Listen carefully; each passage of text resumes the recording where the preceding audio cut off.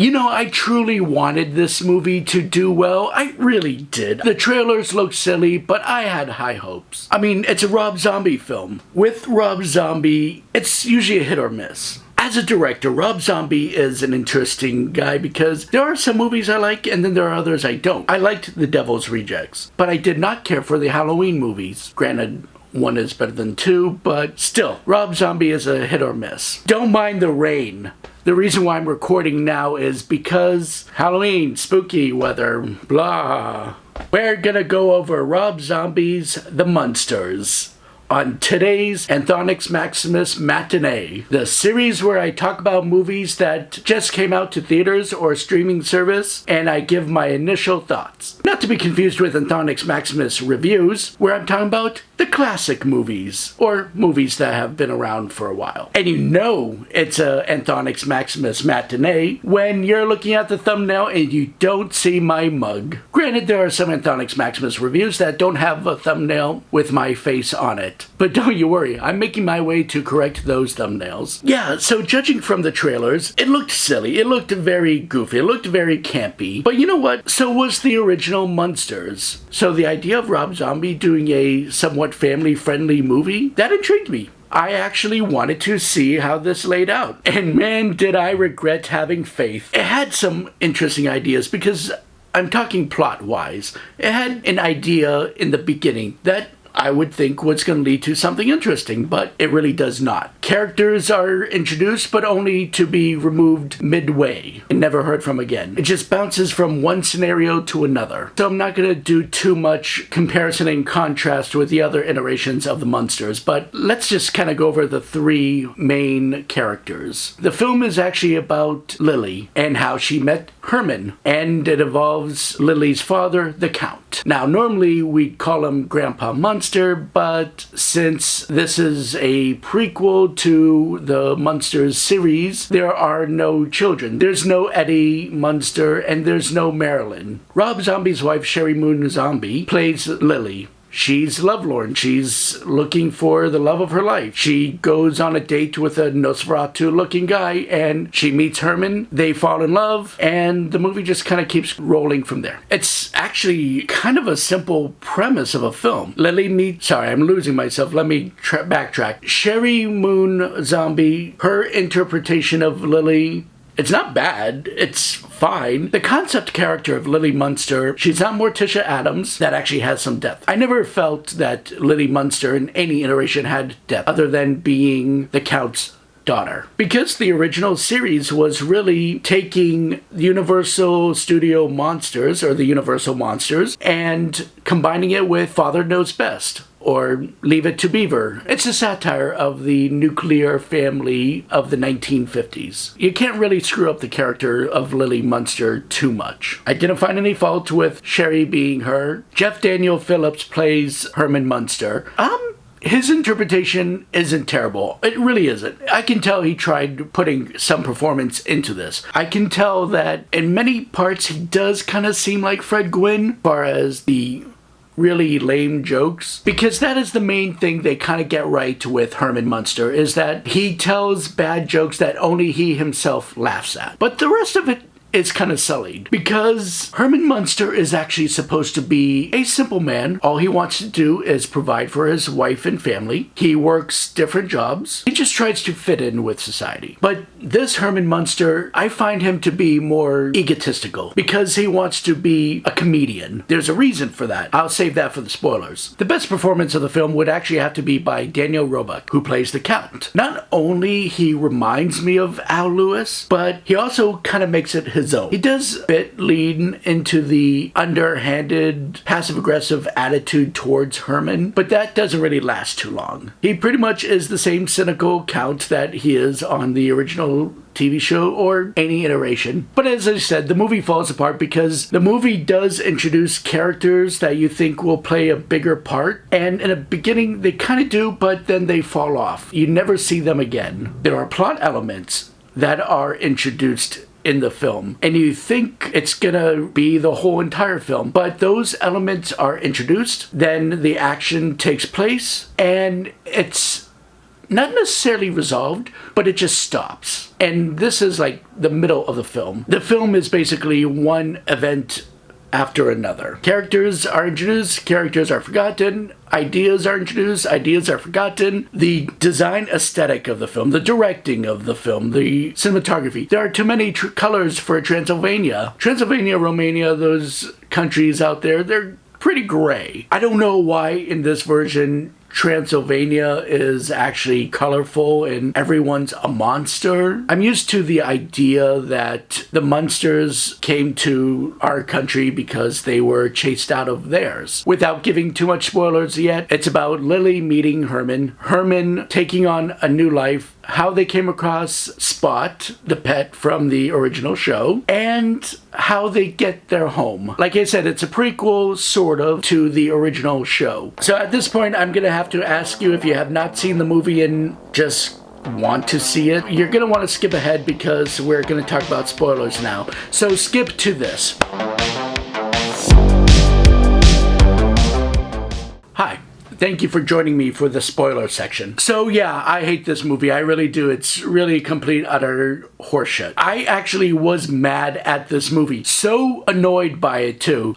Not even joking, I had the remote in my hand. Like, I was this close to doing some fast forward. That's how much the movie irritated me. The movie introduces us with a mad scientist, Dr. Wolfgang, and Floop. They're grave robbing for a body. Yeah, it's your typical Frankenstein story. They pull out a body and then they use a head of a recently deceased failed stand-up comedian. That's why Herman Munster will tell lame jokes and laugh at himself, laughing at his own jokes. And then he develops a bit of an ego because he starts going to talk shows and he does stage shows, and somehow his lame jokes get an audience. Probably because he's freaking Frankenstein at this point, but they're all monsters, so I don't know like what his appeal was. But this annoys Dr. Wolfgang. He just wants to get rid of Herman. Meanwhile, you got the element of Lily. Again, her performance is fine, but she's 150 years old and she's looking for the love of her life. She goes on a date with Nosferatu that they met on an app. He's very awkward and creepy, and she does not like that. And this bugs the Count because he wants her to marry rich. The elements that are introduced in this, you'd think that Dr. Wolfgang is the bad guy, but he literally falls off the movie as soon as Herman and Lily get married. And then there's another plot where it involves Lester, Lily's brother. He's kind of this werewolf outcast. Yeah, his plot is that he's actually working for this, I guess, gypsy that is demanding that he pay her back for the money that he borrowed by getting the Count's home signed over to her. And that's mostly because she happens to be an ex-wife of the Count. And you think she's gonna be the bad guy of the film, but after Lester tricks Herman into getting the deed signed over to Lester so Lester can hand it over to gypsy antagonist, she disappears. And the Count, Herman, and Lily, they lose the home, and that's the end of that plot. Oh, and also, yeah, Herman and Lily find Spot, the pet dragon, from the sewers of Paris. It's also kind of done off screen too. You hear the noises of Herman wrestling with the dragon, but he just comes out like, oh, here's the little dragon. Yeah, because Spot is actually the family pet. In the original Munsters TV show, you don't really ever see him. He's just the dragon that lives underneath the set of stairs. Pretty messed up that they actually had Butch Patrick, the original Eddie Munster, in this film, and he's playing a Tin Man. So ultimately, Herman, Lily, and the Count move to Los Angeles because they need to get out of Transylvania, and they speak to a realtor over the phone about it. The realtor, Barbara Carr, is played by Cassandra Peterson.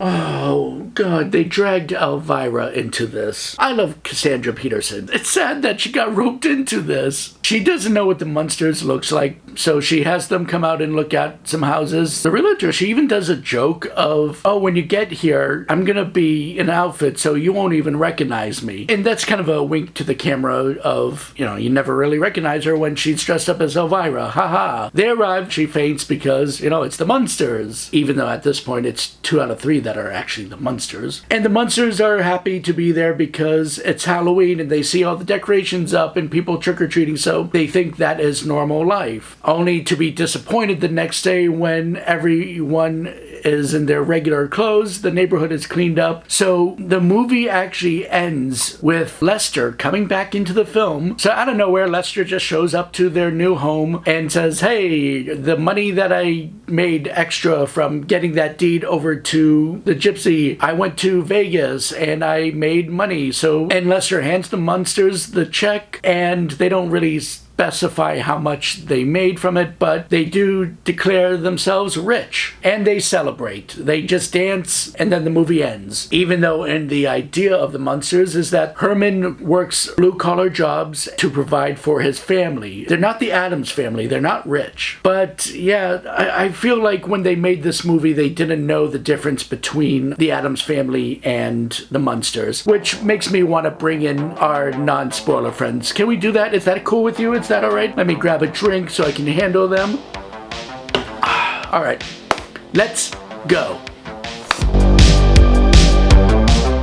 Hey guys, how's it going? Did you get your Halloween costumes yet? I have so many costumes I can't decide what I'm gonna be. Let's go ahead and just kind of wrap this up. Yeah, the directing is just kind of all over the place. It tries to be wacky and silly. It does these silly sound effects, crazy camera angles. It's almost like they wanted to take the gnarly atmosphere of the original TV show, but it just kind of took it a bit too far. Like, it was just too childish. Even the monsters of Big Bad Beetleborgs would tell them to tone it down. You know what it reminded me of, speaking of Big Bad Beetleborgs? It reminded me of a production that is helmed by Saban. And I don't mean like the interesting seasons of Power Rangers or Jane Silent Bob reboot. No, I'm talking about the new Addams Family TV show. That's kind of what it reminded me of. There's a viral clip out there of the 1960s The Munsters TV show, where Herman is giving life advice to his son Eddie.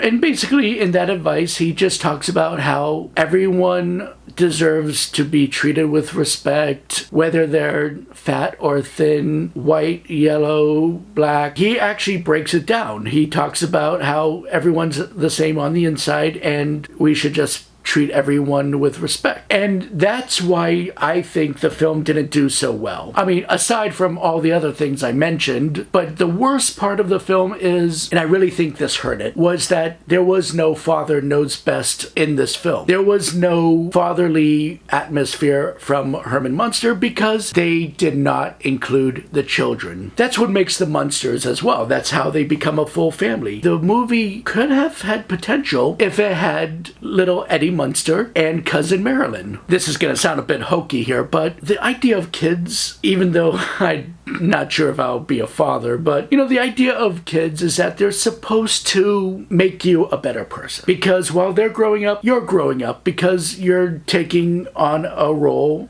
to guide them. And that's why Herman doesn't feel like Herman, because he's just being whatever shallow self he wants to be. So you take that away, and it's really just a guy getting turned on by a woman gets turned on by the guy, they get married, they get a house. That's all is to this movie. You throw in some goofy sound effects, crazy, wacky, fast-forwarding effects, bright lights, and it's one big cinematic vomit. So I'm gonna give this movie a 5 out of 10. Closer to a 4, a 5 out of 10. And even then, I still think I'm being generous. Keep it up, Zombie, and it'll be an instant 4 out of 10. There's been many iterations of the Munsters, like the 1980s The Munsters Today. Then you had the TV movies, Here Comes the Munsters and The Munsters Christmas. The Here Comes the Munsters TV movie did a better job of introducing us to the Munsters than this film did. And then in the 2010s, somewhere in the last decade, Bryan Singer, yeah, I know Bryan Singer of all people, gave us this kind of a TV special called Mockingbird Lane with Jerry O'Connell and Portia de Rossi and Eddie Izzard. And honestly, for a TV special that was probably meant to be a backdoor pilot but failed, that did a better job of making the Munsters modern and still have the same spirit. So this film is another Rob Zombie mess. I am just surprised that they didn't have more clowns, and I'm also surprised that the Count wasn't this abusive redneck hillbilly that beats his kid, like any other Rob Zombie movie. So yeah, that's my thought. I actually really hated this vile piece of shit, and I hope you do keep watching. I want you to subscribe. I want you to be notified. Ring that bell, even though YouTube can't decide of letting it work or not. But just go ahead and go with it, please. I have more Anthonix Maximus matinees coming up and more Anthonix Maximus reviews coming up. Thanks for watching. That's a strange way of saying hello. Oh, I guess we're gonna have to get used to it.